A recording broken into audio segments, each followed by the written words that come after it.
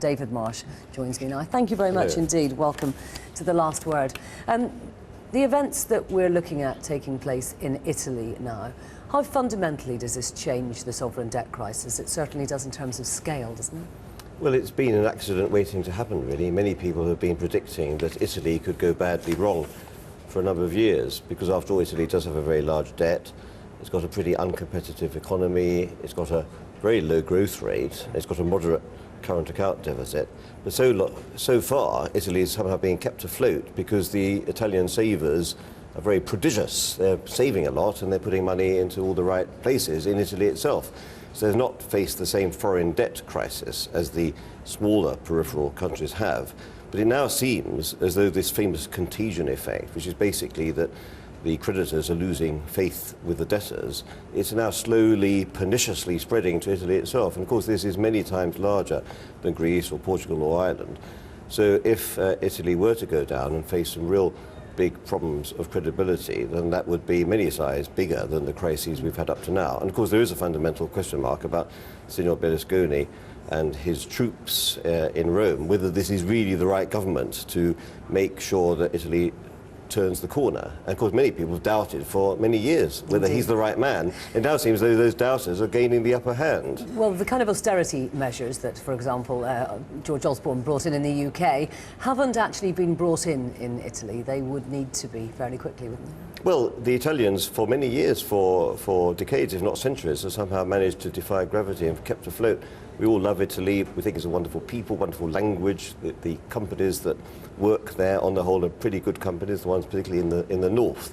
So people suspend disbelief.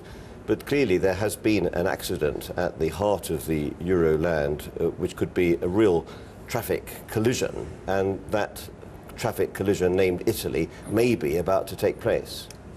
What would be the effects? Because it simply may be the case that there just isn't enough money to bail out Italy. Well, if you did have to do a Greek or Portuguese or Irish-style operation for Italy, then you would, of course, need to multiply the size of the official bailouts many times. And the problem is that the ones which were done for Greece and Portugal and Ireland last year, that was $1,000 billion. You might say, well, that sounds like real money, doesn't it? But you'd need probably 3 or 4 times as much as that. And don't forget that amount of money, $1,000 billion, that's twice the size of all the money that Europe needed to put together after the end of the First and Second World War, allowing for inflation and so on. So already that's a lot of money, and that is not enough. So I do think that even with the Germans, who are maybe in a patient mood, or maybe they're very generous, which of course they're not particularly, even if they were generous and patient, I do think it would be overstretching the limits of the Germans in the other creditor countries to say, okay, you guys, you've been very decent, you've given us $1,000 billion last year. Terribly sorry, it's not really enough. Can you come back with another 3 or 4 times? Be very generous, put the money down on the table to help Italy. I do think that would be stretching patience rather too much. So the idea of some form of default, I mean, looking at Greece, which is obviously in a much more urgent position, either a temporary default or a discounted debt buyback, these are kind of things that we may need to look at much quicker. Well, I don't think that is really the big question at the moment for Italy, because the interest rates are not high enough. They're not in an unsustainable position like Greece. I mean, Greece will have to default or leave the euro, one or the other. All I'm saying is that Italy is now sliding closer to the precipice. It's still several feet away, several meters away from the precipice, but you can see the distance between Italy and the abyss is now getting shorter. Now, your book talks about the euro as a new global currency.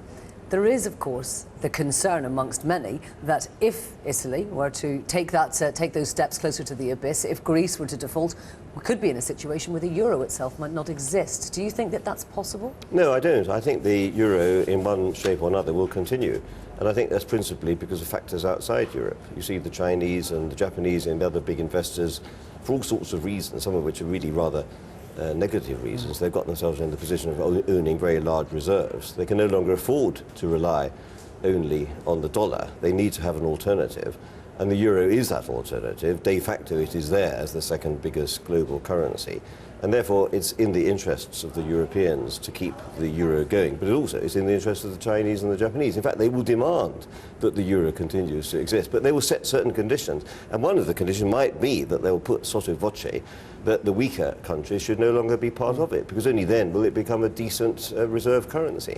So can you see a time when you've actually got more fiscal union in Europe, whatever shape Europe is, in order to maintain a strong euro? Well, you see, the paradox is that you won't need fiscal union or political union amongst countries which are already fairly fiscally and politically convergent.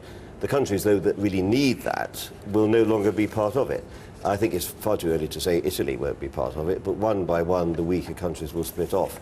And the countries which I might call the D-mark bloc or the German satellite countries, the people who already behave and think and feel and live and breathe and eat similarly to the Germans in the northern European area, they will be the ones that still remain. And you won't need political or fiscal union because they're all fairly sensible people already. They're already doing the right thing. You don't need to crack the whip with them, you see. By definition, they're doing the right thing, and that's why they will stay the course. Fascinating stuff. David Marsh, thank you very much indeed for joining us.